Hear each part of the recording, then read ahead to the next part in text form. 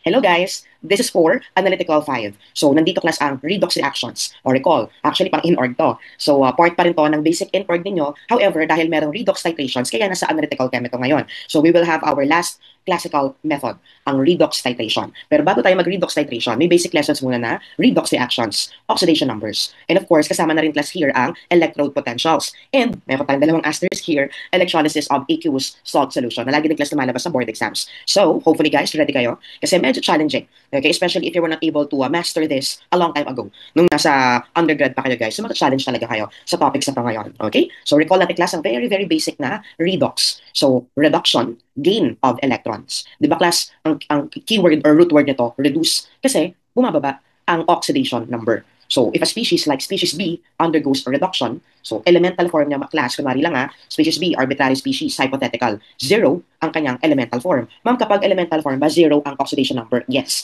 And after gaining an electron, it will now be negative 1. Di ba? Bumaba, decrease in oxidation number. Kung may number line pa tayo class here. So if it becomes negative, ibig sabihin, decrease in oxidation number yon, reduction, gain of electrons. Kasi di ba negative ang electrons?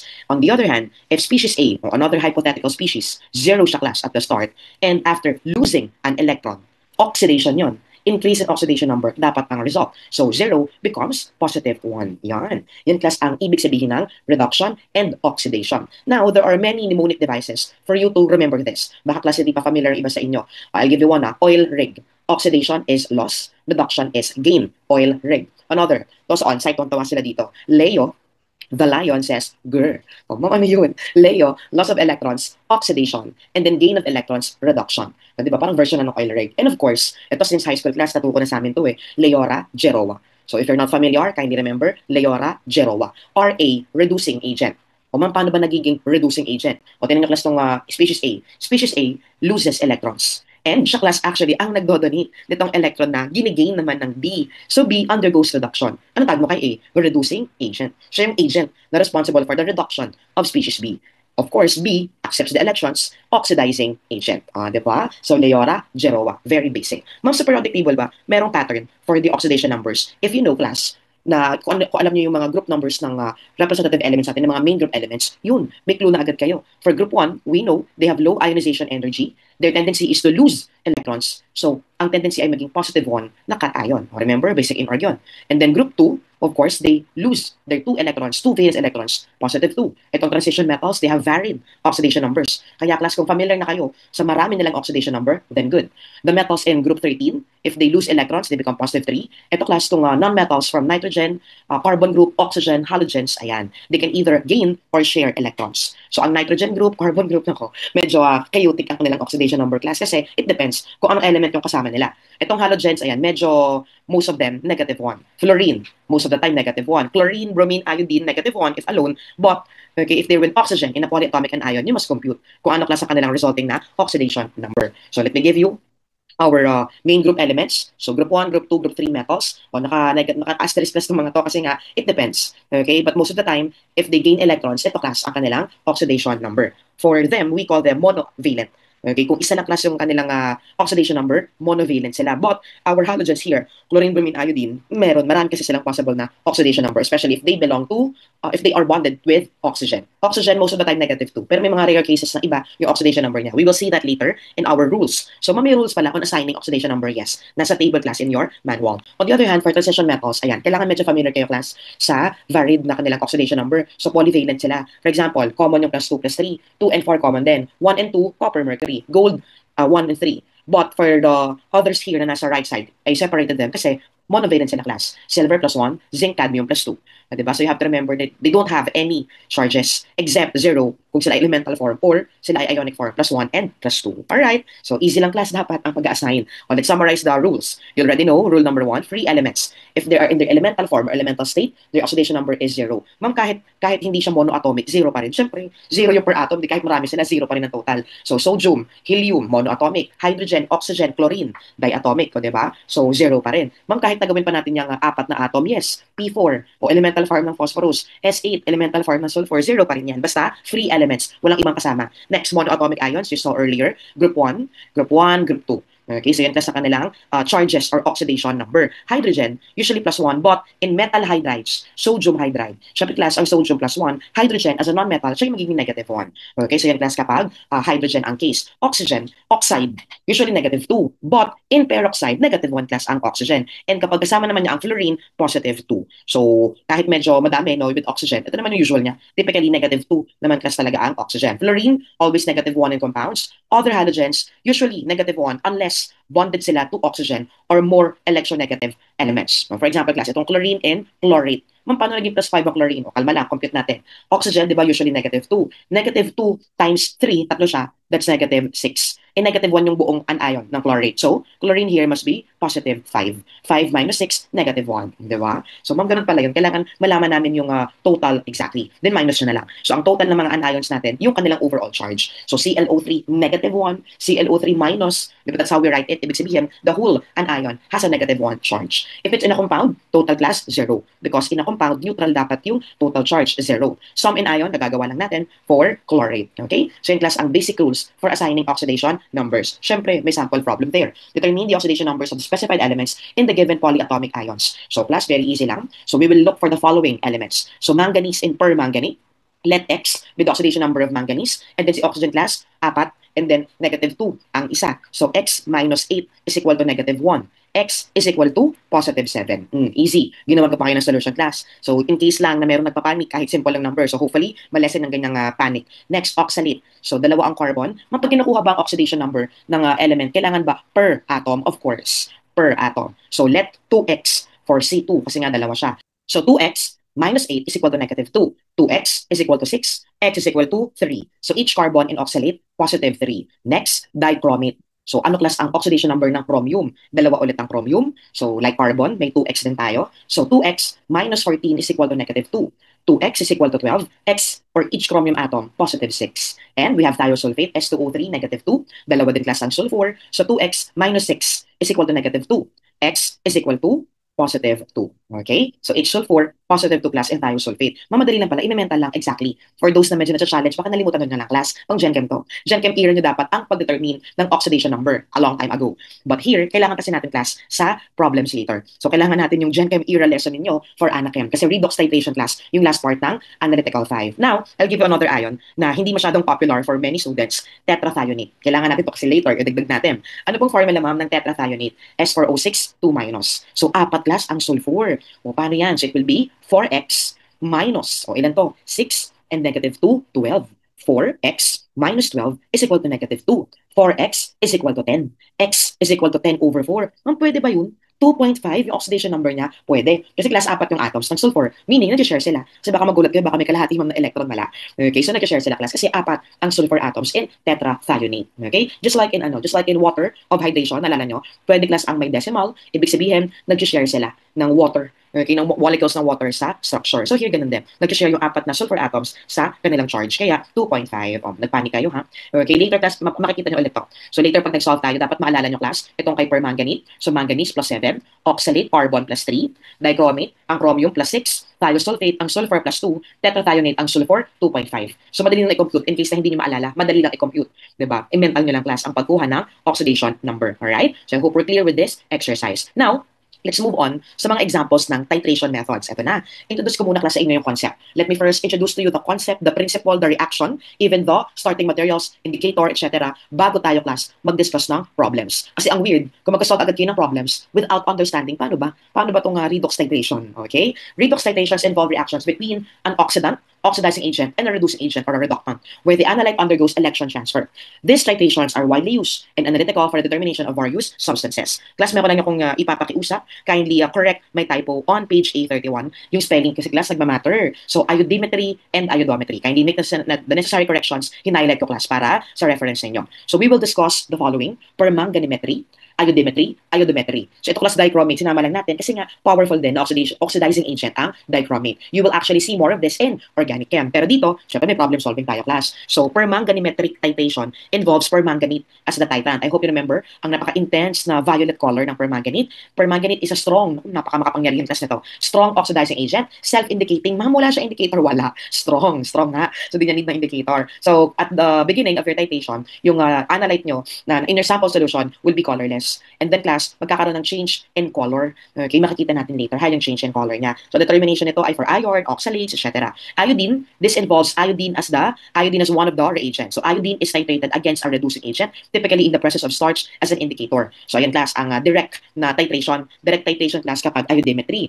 Ito ang class ay gumagamit ng starch. Actually pareho naman ng iodine at iodometry na gumagamit class ng starch as an indicator. Kasi well-known ang reaction ng starch with iodine to form a blue complex. Mamaya pakita ko class ang structure sa inyo. Iodometry, iodine is generated in C2, meaning iodine is not directly added, but it will be produced in the reaction by reacting with an oxidizing agent and is then titrated with sodium thiosulfate. Halamang iba yung titrant? Yes, the titrant is sodium thiosulfate class here in iodometry. Actually, ang mas common na ginagawa sa lab, iodometry. So we will discuss that later. May video clip pa nga ako. So I have a video clip for permanga and iodo. And ito class ang uses ng iodo. Determination of iodine, chlorine, or other oxidizing agents. Okay? So everyone, please make the necessary corrections and papakita ko class sa inyo kung paano natin mag-solve later ng mga problems on redox titration. O sa mga nakalimot na, ito class ang conversion natin for normal. So, you multiply molar with the number of equivalents, you get normal. Alright? So, paano ginagawa yan? Class, ang number of equivalents, ito ay depende actually kung anong equilibrium, anong reaction. Okay? If it's an acid-base reaction, you look at the formula, you look at the reaction,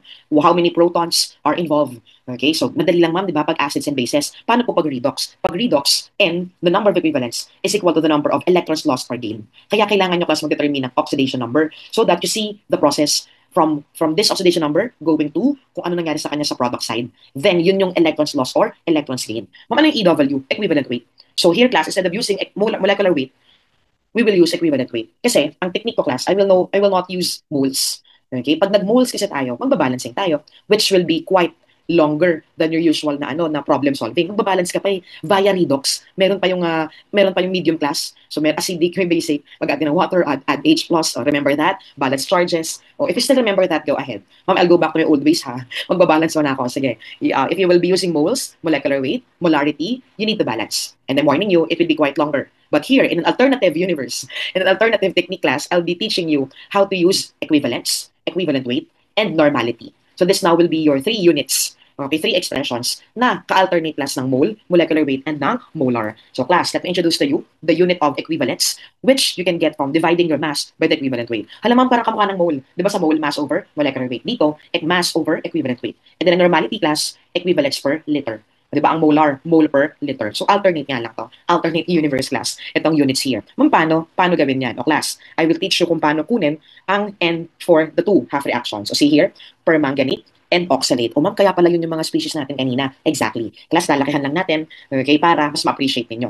And the half reactions below determine N of the reactants or their number of equivalents. Ma'am, bakit dinivide nyo pa into half reaction? Para madaling tingnan. Kasi class, kapag nasa isang overall reaction yan, ang reaction ng permanganate with oxalate, baka mahirapan kayo. So at least here, mukhang simple kasi dinivide natin into 2 half reactions. So recall, permanganate, ang manganese sa permanganate ay 7. We already obtained class. We already computed earlier kung bakit siya positive 7. And obviously here, in Mn2+, siya class ay positive 2.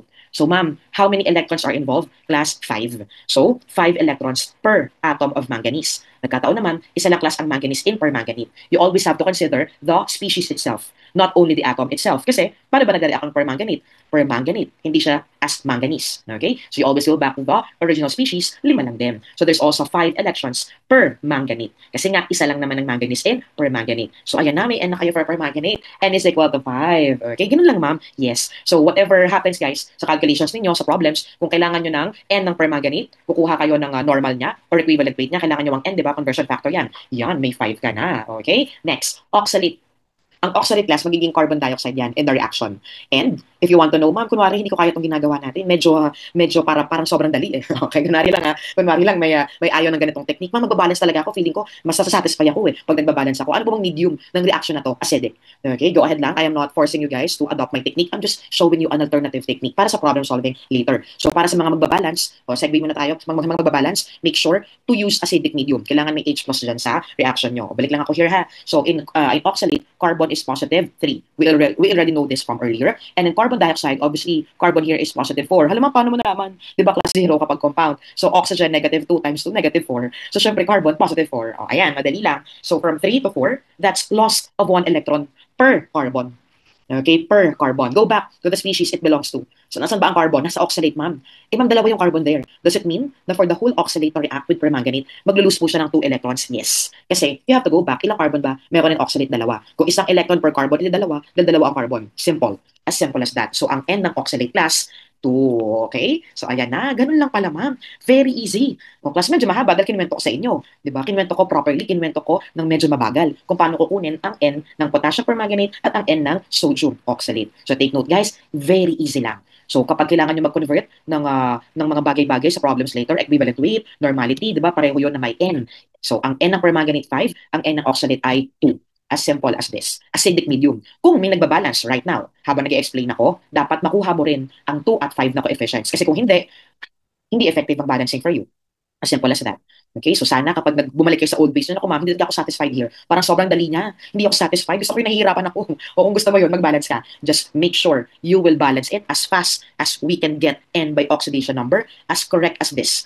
Dapat 2 and 5 din ang coefficients na makuha mo when you balance. Alright? I challenge you ha sa mga magbabalance. Mabilis. Kailangan mabilis. At kailangan 2 and 5 din ang makuha na coefficients. Alright? I think I have established how to get N. Yan ang mission nyo dito. How to get N, the number of equivalents. Yes. Sige nga ma, mag-solve tayo. Okay. A 0.2121 gram sample of pure sodium oxalate requires 43.31 ml of potassium permanganate for complete reaction. Calculate the normality of the potassium permanganate solution. May normality. Okay. So class, huwag mag-alala. Gets na natin yan kanina. So for oxalate, kasi solid siya, we need to convert ang kanyang molecular weight into equivalent weight using N is equal to 2. Okay, easy lang class. So this is your grams divided by your equivalent weight. Pero ma'am, bakit yung inyo, ba't ganito? Kasi class, ginawa ko siyang reciprocal. Kasi diba, pag divide mo ang isang number, pag minultiply mo siya, nagiging reciprocal. So 134 over 2, that's the molecular weight over 2 of oxalate. So ano reciprocal nun? 2 over 134. O if you're not convinced sa reciprocal, ito na, 0.2121 gram divided by 134 over 2. Ang 134 over 2 ay 67. It's simply 0.2121 grams divided by 67. Yan ang equivalent weight class na oxalate. Okay? So I hope I have established class para lang tong mole. Mole is mass over molecular weight. Equivalent weight, equivalence ay equivalence over equivalent weight. Easy lang, di ba? Ma'am, totoo ba yan? At equivalence point, equal na sila? Yes. Because the numbers 2 and 5 will be used na during your calculations. Though yung 5, it depends. Kung gusto mo talaga mag-convert pa to molar, gagamitin mo yung 5. Pero kung katulad sa problem, normal lang hinahanap, no need to use 5. Okay? So normal is equal to equivalence per liter. Just get the equivalence of your oxalate na equal sa permanganate and use the volume. Boom, meron ka ng normal. Yun, ang bilis ma'am, ganun lang. Exactly. Ma'am, paano kung sa problem ang hinahanap pala ay molar, mole per liter? So paano ko gagawin yun? O look at this equation. Isolate M on one side. So molar is equal to normal over 5. I-divide mo lang to by 5 and you will get the molar concentration of permanganate. Di ba ang bilis? Kung nagulat ba kayo, ang bilis. Ganun nga class. Kasi nga, equivalence nito. Pero kung kayo ay magmo-molecular weight at magmo-molar concentration, maganda kayong mag-balance. Okay, kailangan marunong kayong mag-balance. Okay? So hopefully class, na-gets nyo. Kung gaano lang kabilis, gaano lang kadali, mag-solve nito permanganate titration problem. Okay? Kung meron tayong did you know about permanganate, self-indicator siya, alam na natin, mataas ang kanyang oxidizing power because of its high reduction potential.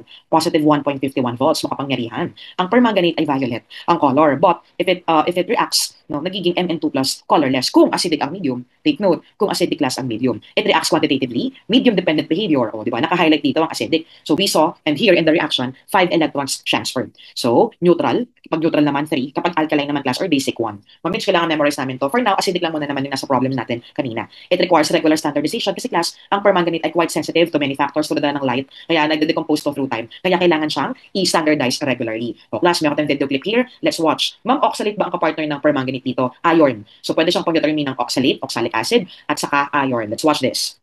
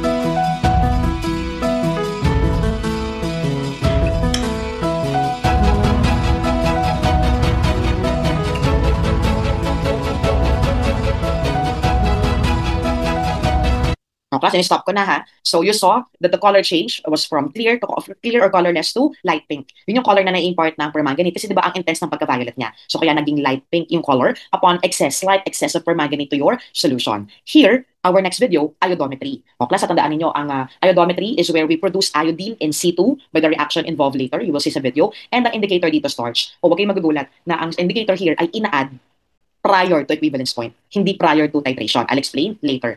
Hindi talaga sa start, ma'am, ina-add yung indicator, hindi. So may reason why we don't add the starch indicator at the beginning. So ina-add na siya, class, before you reach the endpoint, the equivalence point. Okay, everyone, let's watch this.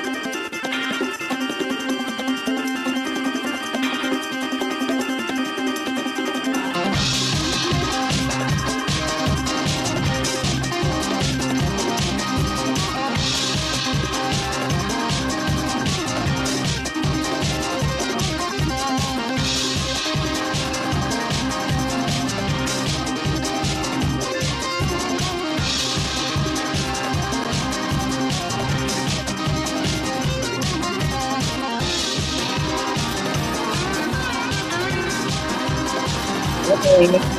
So guys, yon. Yun naman ang property ng iodine. So nakita niyo class yung color niya kanina upon addition of the solution. So nag-react na. Nung nag-generate ng iodine, ang dark ng color niya, dark red. Okay? Actually, ang color talaga ng iodine, it ranges from brown, brownish, reddish, dark yellow. Okay, ng color niya. Parang betadine. Yun class ang color ng iodine. And then, mag-add ka muna ng titan, thiosulfate, antayin mo siya mag-color na light yellow. Pag light yellowish na siya, class, it's a sign na konti na lang, mababa na yung iodine concentration. Ma'am, why? Why do we have the starch at that point and not at the beginning? It's because pwedeng ma-decompose ang starch at high iodine concentration. Kasi class, complexation to. Starch and iodine will form a complex. Yung blue color kanina. So starch, iodine complex will form. Okay? Will complex with one another kung mababa ang iodine concentration. So ma-achieve natin yung magandang color na gano'n, no, around blue to blue-violet sa region na yon before endpoint, before equivalence point. And kapag nagtatitrate ka na ulit with thiosulfate, the color should disappear. Sharp, kita nyo ang sharp ng pagka-disappear ng blue color. You will not be able to achieve that sharp endpoint if you will add iodine, you will add starch too soon. Kasi nga mataas pa ang iodine concentration. Okay? I hope clear tayo dun sa step na yon. Kaya sa lab to class dinidiscuss din. So sa pre-lab namin to pinapaliwanag. Ano pala tong flask na to? Ito kasi ang iodine flask. Okay? May cover yan because kapag nagtatitrate tayo and nag-mix ka lang, wala ka namang ina-add, dapat naka-cover siya to avoid the entry of oxygen. Kasi ang oxygen, pwede din maka-oxidize. Diba? So, hindi ina-allow yon na mag-enter ang oxygen. Otherwise, magkakaroon class ng side reaction. Okay? So, kaya may cover talaga siya. Yan talaga class ang ginagamit for iodine titration, ang iodine flask. So, anyway, discuss natin class ang iodine. Kung si permanganate, no, very strong oxidizing agent, ang iodine moderate lang, positive 0.53 volts. And class, low ang water solubility nito. Kaya ang iodine, nilalagyan din ng iodide. Diba? May iodide talaga sa reaction kanina para mag-form ng I3-. So, iodine plus I- will form the triiodide ion. I3- talaga class, yung species na nakadissolve sa water. However, we just call it iodine for simplicity. Okay? So, ito class, ang starch, no, na nagko-complex with iodine. So, very good ang mga iodine titrations kasi may sensitive na indicator. So, kumbaga, ang indicator ng starch ay para talaga sa iodine. Okay? Actually, class, pwede nga itong gawin pwede nga itong gawin na pang-test, chemical test. Magpataka lang ng iodine. Okay? Sa mga samples na feeling mo may starch, pag nag-blue yan, positive yan for starch. So, pwede rin pang-chemical test ang complexation ng iodine with starch. Reaction titration, so pwedeng iodimetry at pwedeng iodometry. So, ma'am, ano yung nasa video kanina? Iodometry yon, iodo. So, iodo, iodine is generated in situ by the reaction of an oxidizing agent with iodide. So, kaya nag-add ng iodide kanina. Iodide and iodate yung nag-react kanina to produce iodine. And the iodine produced will be proportional dun sa amount ng analyte. Whatever amount of analyte was present initially, ganun din karaming iodine ipoproduce in situ. At yun yung amount din ng thiosulfate na magre-react with iodine. Kaya pala, ma'am, indirect ito. Exactly. Kaya indirect titration class ang iodo. Alright? So, everyone, let's solve the problem there in your manual. So, copper ang analyte here. So, copper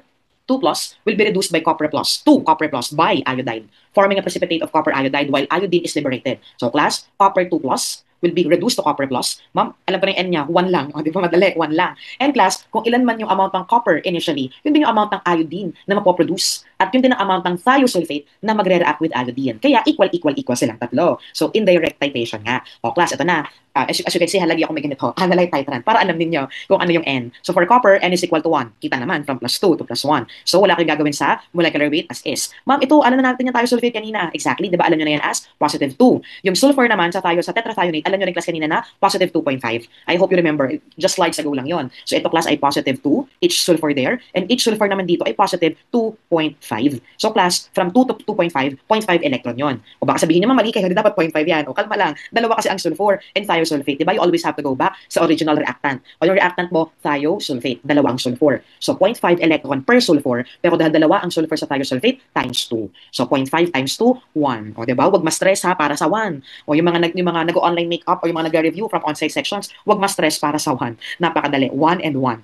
Okay? So, class, let's now multiply molar normal. Okay, nalito ako. Normal nga pala tayo. Normal times the volume. Ma'am, itong 0.1 normal, kunwari 0.1 molar yung nakabigay, carry lang. Oo, kasi nga N is equal to 1. Huwag ma-stress. So, equal na yung class sa copper, equal din yan sa iodine, and here, multiply na lang sa molecular weight. Kasi nga, equal naman sa equivalent weight divided by the mass of sample times 100, boom, 63.55%. Yun na rin yung molar mass ng copper. Okay, so hopefully guys, madali lang. Nakita nyo kung gaano kadali ang paggamit ng equivalence. O hopefully yung mga on-site sections na medyo na-challenge kasi bago sa kanila, itong technique na to, after watching this crash course video, carry nyo na. Kasi nakadalawang beses na kayo ha, panood nyo na ako, nakita nyo na ako, teaching you this in your on-site sections and here in the asynchronous version. O 1A, it's up to you to repeat the video if you want, as long as makuha ninyo yung concept, yung principle, at of course, yung skills nyo for problem solving. Okay? So class, I will give you another problem. Sa mga manonood nito, 1A, make sure to pause the video para makapag-solve kayo on your own. A 0.143 grams sample was analyzed for its potassium chlorate content. So the analyte is chlorate.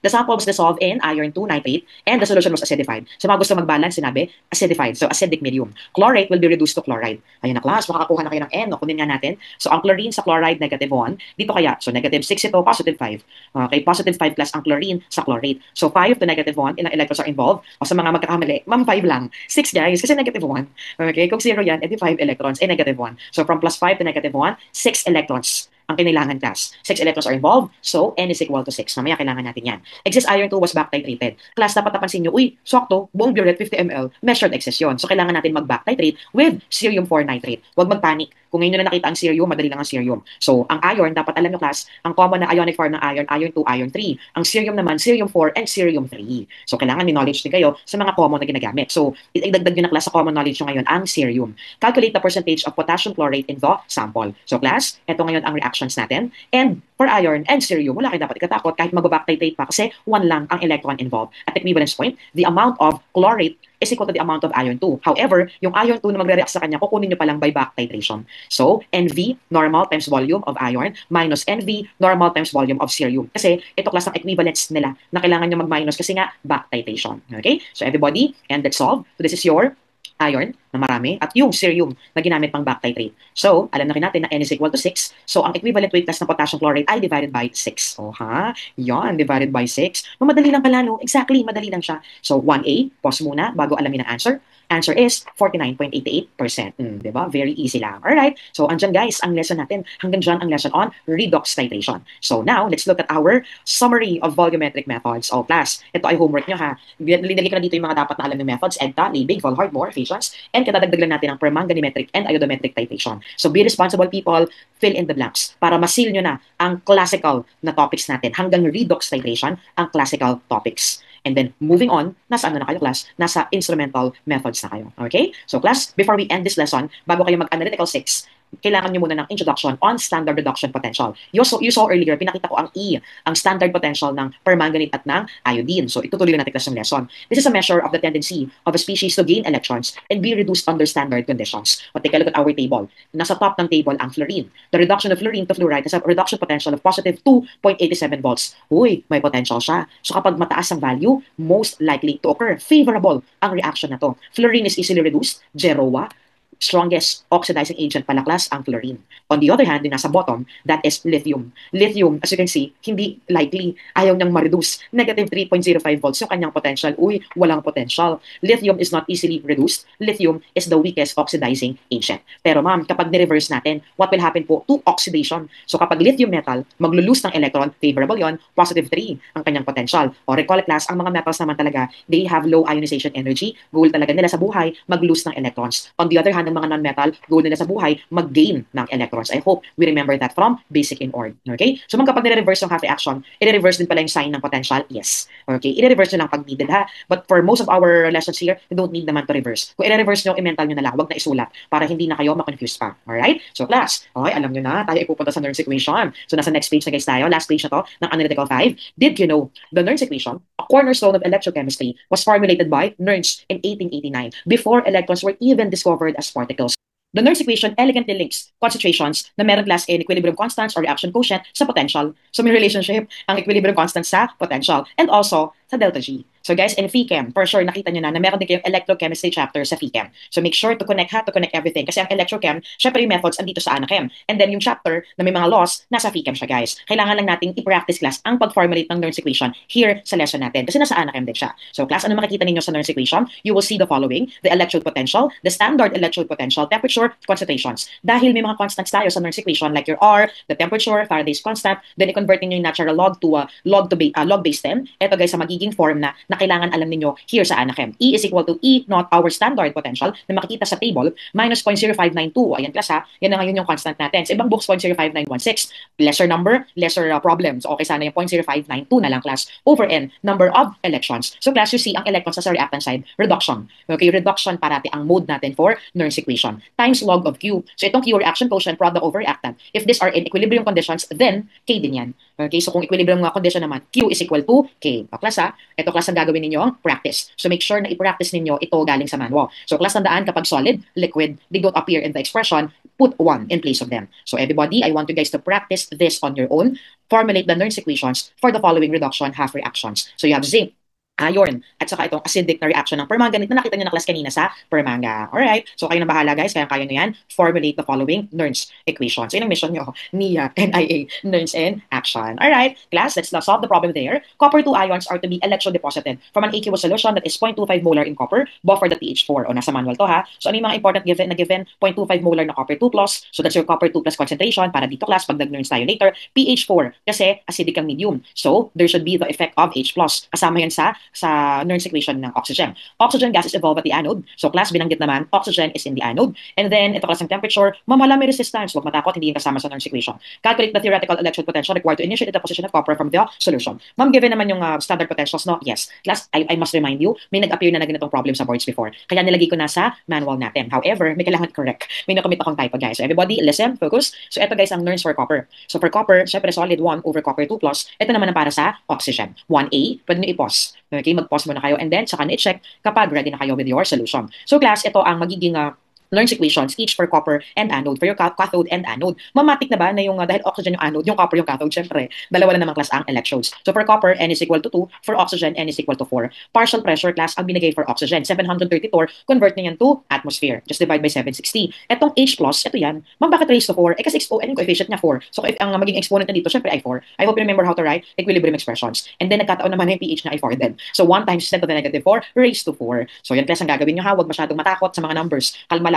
Okay, inhale, exhale para hindi kayo masyadong ma-intimidate sa mga numbers na ito. So guys, here are the correct electrode potentials, positive 0.319 volts and positive 992 volts. So please make the necessary correction. Tapos ma'am, class, you need to know the E-cell formula. So E-cell is equal to cathode minus anode. Galing to sa book. Okay, formula talaga yan. Sa Skugyan, meron pa siyang right minus left kasi laging nasa right ang cathode, laging nasa left ang anode. If you perform the operation, negative 0.673 volts. So everyone kindly correct on page 32. O ayan ha, imagine kung lalabas sa exam ulit tapos hindi ka familiar. Hala. Kaya kailangan guys, i-familiarize nyo, i-master nyo lahat ng binibigay namin, pinaprovide namin na materials, problems sa inyo. Okay? So I hope we're clear with this problem na nag-exercise talaga sa inyo sa paggamit ng Nernst. Okay? So class, meron tayong very short short lang na lesson on electrochemical cells. I actually borrowed this from PChem. Kasi sa PChem, meron din naman kayong comparison ng galvanic and electrolytic cell. So please remember, electrons are coming from the anode. The electron flow is from anode to cathode. So ito class ang pinagkaiba ng galvanic at ng electrolytic cell. Sabi nga ng prof ko dati, itong shorthand representation, napakadali lang nito. Anode is always at the left. And then yung dalawang guhit, guys, yung dalawang vertical lines, that's your bridge. Salt bridge maintains electrical neutrality. And then C is your cathode. A, B, C. Oo nga, no? So guys, you will learn more of this in PChem. Don't worry. So ang tandaan natin, galvanic cell, tulad ng zinc copper here, it converts chemical to electrical energy. Ang electrolytic cell, reverse, kabaliktaran. It converts electrical to chemical energy and non-spontaneous kasi ang redox reaction. So needed niya class ng external electrical source. Okay? O, tingnan natin yung zinc copper na nasa figure as one slide ago. So class, please try to remember, kasi very common ang zinc copper na galvanic cell. Please try to remember, ito ang potential, electrode potential ng copper. Ito ang cathode. So potential, standard potential, positive 0.34 volts. Copper will be reduced. Ang zinc naman class, lagi itong anode. Tandaan nyo na, negative 0.76 volts. Zinc will be oxidized. So ma'am, pwede ba kunin ang standard cell potential nila? Pwede. E cell is equal to E cathode minus E anode. 0.34 minus negative 0.76 volts, ilan yun? Positive 1.1 volts. O, diba? Good. Good for a galvanic cell na positive ang kanyang overall cell potential. Okay, take note, standard conditions yun. Siyempre, kapag iba na yung concentration, iba na yung condition, non-standard na. So, magkakaroon ng deviation from positive 1.1 volts. I repeat, cathode minus anode. Yan class ang formula to get your cell potential. Kaya, 0.34 minus negative 0.76, under standard conditions, positive 1.1 volts ang potential class ng zinc copper galvanic cell. Okay, uy, ano nangyari ma? Ba't na-reverse nyo? Kasi electrolysis, guys, di ba? Electrolysis of salt solutions yung last topic natin. Here's the question. What are produced from the electrolysis of concentrated aqueous sodium chloride? Class, first step, for this problem na laging nasa board exam is to provide the species present. So in aqueous sodium chloride solution, you have sodium, chloride ion, syempre water, and then enumerate the possible reactions from the reduction potential table. Meron akong nakikita. Uy, kaso ma'am yung chloride nasa product side, i-reverse natin. Di ba? So ang potential niya, reverse din ang sign. Uy, may isa pa ma'am. Kaso ma'am yung water nasa product side, i-reverse din natin. Di ba? So what we're doing here is enumerating what are the possible reactions if your sodium chloride solution will undergo electrolysis. So another one, no need to reverse, water na kasi ang nasa reactant side. And sodium, pwede na. O, di ba? So, apat. Ma'am, ilan po ba ang possible na mangyayari? Di ba kasi dalawa ang electrodes natin, anode and cathode. So, dalawa din lang ang reactions that will actually occur. So, out of this four, two will be removed. Two will be evicted. Two will remain. Ma'am, how will you know kung ano yung actual na reactions na mangyayari? You need to perform an experiment. Kaya class, sa lab namin before, no, kailangan talagang mag-perform ng electrolytic experiment. So, for those of you who don't have any experience sa pag-perform ng electrolysis, everybody, watch this. Makakatulong to guys, promise.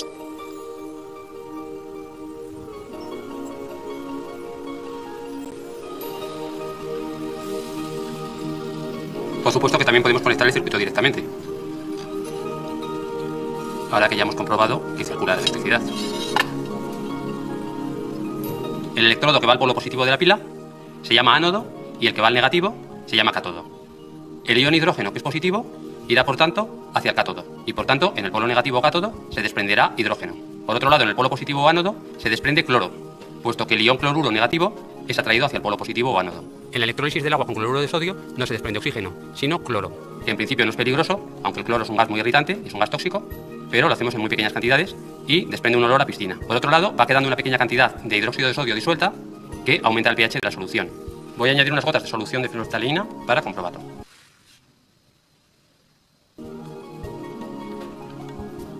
Observad la coloración debida al pH alto que se produce gracias al hidróxido de sodio o sosa cáustica. Right. So, class up na natin. Nakita na natin na lahat. So, we have now removed the two reactions na hindi pala nangyari. Ma'am, paano mo na-assure, ma'am, na ito lang talaga yung nangyari? Class, you saw bubbles. Bubbles mean evolution of gas. Okay. Another one is that upon adding phenolphthalein, naging pink. Isa lang ibig sabihin nun, may base na na-produce. Siyempre, hindi na pwede yung acid, di ba? May H+. Doon tayo sa may base. So, this is the reaction. One of the reaction na nangyari. Production of hydrogen gas and hydroxide. So, yung ma'am, one of the gases pala there is hydrogen. And the other one should be chlorine. May nakita ba kayong metal na nag-deposit? Diba wala namang solid? Solution talaga yun. Therefore, also, the reduction of sodium to sodium metal did not occur. Kaya class sure tayo, only these two reactions occurred. Okay? So, ayan. Yan class yung naging setup kanina for aqueous sodium chloride. So, those are the two reactions that occurred. So, class, electrolysis is a technique that uses direct electric current to drive a non-spontaneous chemical reaction. And we saw that these are the two results coming from the setup earlier. So, ma'am, lagi talaga ito lumalabas. Promise, guys. At lagi din nilang example ang sodium chloride solution. Tandaan nyo na yung mga na-produce ha. Nakaproduce, guys, ng hydroxide, ng gases, chlorine, and hydrogen. Alright, so there you go guys, yan ang ating lesson on Analytical 5. So guys, ito yung dalawang equations, dalawang formula na naging important towards the last part of this chapter. Cell potential, cathode minus anode, Nernst equation, ito. Ito dapat ang alam din yung class na form ng Nernst equation. Ma'am Mitch, bakit may nakatago pa? Of course, may karugtong to class. You will of course continue with Analytical 6 para class maging very, very familiar sa inyo ang electrochem. Kasi connected sila. Analytical 5 and 6 are connected. So everybody, now it's time to answer practice test 5. Hello class! This is our analytical chemistry 6. So, if you remember sa Anachem 5, nag-discuss tayo guys ng redox reactions, even titrations. So, yung fundamentals ng electrochemistry, electroanalytical methods are already in analytical 5. So, kailangan talaga guys, you have solid foundation, you have full understanding of redox before moving on here to electroanalytical methods. This is the beginning of our chapters on instrumental methods. Yes, ito na class. Di ba sinabi ko sa intro ko ng analytical 5 na yun, ang last topic ng classical methods natin. So, here, instrumental na. So, may mga instruments na guys, yung mga equipment na kailangan kayong malaman anong purpose nila. So we will discuss first our basic measurements in electroanalysis. Kasi class, so far ang nakita niyo pa lang in our analytical 5 ay potential. So we will discuss more measurements here, including their units and yung methods na suitable for them. Types of electroanalytical methods, types of electrodes. So class, if you remember, in the last part of analytical 5, nag-discuss ako ng very brief lang na portion on the difference of galvanic cell and electrolytic cell. So you already know anode and cathode from there. Here class, may bagong terms lang tayo. And then of course, merong effect ang current on cell potential. So we will mark the boundary dun sa mga methods na wala pang current at sa methods na meron ng effect ang current. And of course, ang family class ng methods called voltammetry. Okay? So sa experience ko in on-site sections, there are only a few students na nakaka-relate dito. Maybe because the equipment would not be present, pwedeng hindi present sa mga laboratories, or pwede class na sa lecture. Baka may mga konting gaps lang sa learning before, no, undergrad kayo. So hopefully guys, matroubleshoot natin yan here. Ang goal ko, ang target ko, maka-add tayo ng knowledge sa inyo kasi kailangan nyo muna guys ma-master yung concepts, yung principles, before ko kayo bigyan ng problem solving. Okay? Let's begin guys with our basic measurements. Electroanalytical methods are widely used to study the electrical properties of chemical reactions and systems. So ano yung mga electrochemical properties na possible? So we have concentration, activity, o class note here in analytical chem, mostly na kinocompute natin concentration. Now, yung word na activity, yung term na activity, it will have more meaning to you guys kapag sa PChem. So sa PChem for sure, you already know, meron din kayo ng equilibrium lesson, may activity din guys kayo na concept there. And behavior of chemical species in solution. Okay, so the instrument you see here class is a very common equipment na ginagamit natin sa lab regarding na gumagamit ng electroanalytical na technique. Okay, so guys, again, so nasa manual ninyo ang full list of electrical properties. So mamit kailangan ba i-memorize namin? Well, as you can see class, hindi ko sinama lahat in this slide. So gawin yung reading homework yung rest ng slide kasi may mga sobrang specific na properties na dun eh. Ito guys, sobrang general. Wherein ito yung most of the time na kino-compute, mini-measure natin. So class, these are the general electrical properties. They have cell potential under standard conditions. Of course, ang unit ay volts. And the electrical potential class under non-standard conditions. Concentration, of course, ito class ay usually nakamolar. Reaction quotient that can also be equal to K kung equilibrium class ang conditions. Activity, then we also have charge. Class, recall, ang charge, ang unit nito ay coulombs. So wag niyong kalilimutan, kasama rin ito class sa common na electrical properties. And then of course, ang current. So current unit is ampere. Class, please recall, 1 ampere is equal to 1 coulomb per second. Kailangan natin yan later sa problems natin. And then class, yung mga hindi na sobrang common na electrical properties sa other half ng table, please pakibasa. Okay, ito kasi very common na makikita nyo here sa lesson natin. Okay, so guys, here are our electroanalytical methods. Actually, nakagroup sila class no into two major categories. Potentiometry, ito ang static. Ito yung mga methods class na nagme-measure ng potential without significant current flow. Static, ito class ay walang current. Ano ang mga common instruments natin? Of course, andyan na ang pH meter, ang mga ISE, ion selective electrodes. Actually, yung nasa pH meter, ion selective din yon kasi selective yun towards H+. So ang applications, measurement of pH or ion concentration. Okay? And then class, yung second group ng mga maraming methods ay under naman ng voltammetry. Ang voltammetry class, nagme-measure ng current as a function of applied potential. So, applied yung potential, yung voltage. So, class dito, may effect na ang current. So, ma'am, meron bang difference yan? Meron. Especially guys sa concept and sa formula. Wala kayong difference kapag potentiometric yung calculation or voltammetric. Okay, so later, don't worry. Lalagyan ko ng boundary yan later. And then class, gawin yung reading homework to, amperometry, coulometry, and conductometry. Ma'am, lumalabas din to? Pwede. Kasi mga minor eh. Mga minor methods to guys. Tinan nyo yung voltam tsaka ampero. So, para sila nagme-measure ng current, but for amperometry, measures current at a fixed potential. Okay, so mamaya class, kailangan natin ma-apply ang alam natin about electroanalytical methods. Alright? So yan guys muna. Okay, introduction muna. Ano yung mini-measure nila? Itong dalawang major groups natin, potentiometry and voltammetry. Okay, so guys, so in general, di ba meron tayong anode and cathode, our electrodes from Anachem 5. Yun yung dalawang types of electrodes where oxidation and reduction occurs. Here, in electroanalytical methods, by convention, the anode is our reference electrode.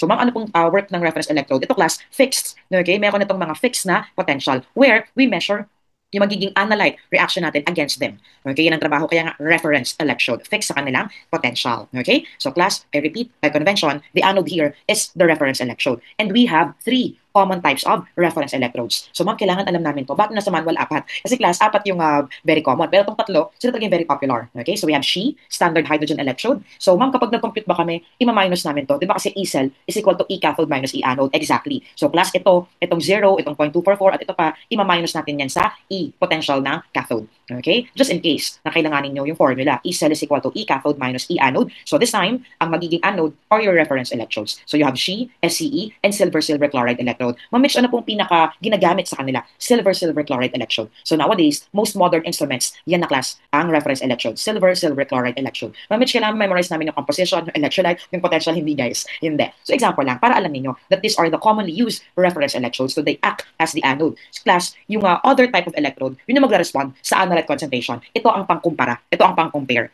against. Kaya nga reference electrode. Okay? So ayan. Eh ma'am, ano naman yung role, ano naman yung may role na cathode? So the next type of electrode we will discuss is the measuring electrode. In other books, they also call it the working or the indicator electrode. So measuring, working, indicator electrode. This is the electrode that will respond to the activity or concentration of the analyte. So class, may dalawang category ng mga measuring electrodes. Yung medyo luma, metallic electrodes. Yung medyo bago, membrane electrodes. So class, if you want, you can read sa mga old books natin yung mga examples ng metallic electrodes. So they currently respond to the specific metal. Ang membrane kasi, ito na class, nasa mga makabagong instrumento na ang membrane electrodes. Hala, ang dami. Ma'am, kailangan babasahin namin to? Yes. Okay, so class ha, ang instruction ko here for this table, you read the different types of membrane electrodes. Sila yung pinaka ginagamit nowadays in potentiometric measurements. Ma'am, ba't naka-highlight yung glass?